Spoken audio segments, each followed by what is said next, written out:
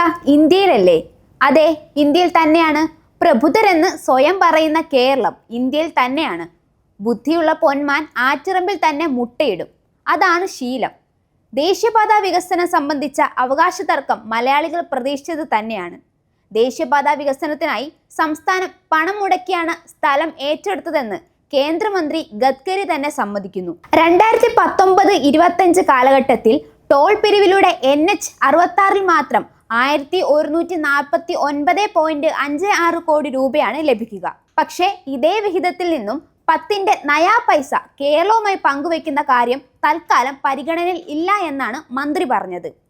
A.A. റഹീം MP-യുടെ സബ്മിഷന് മറുപടിയാണ് മന്ത്രി ഇക്കാര്യം അറിയിച്ചത്. എന്നിട്ടും മറുപടി കേട്ട MP പറയുന്നത് സംസ്ഥാനത്തെ ദേശീയപാതാ വികസനം സാധ്യമായത് സംസ്ഥാന സർക്കാരിന്റെ മികവ് കൊണ്ടാണെന്ന് വ്യക്തമാക്കുകയാണ്.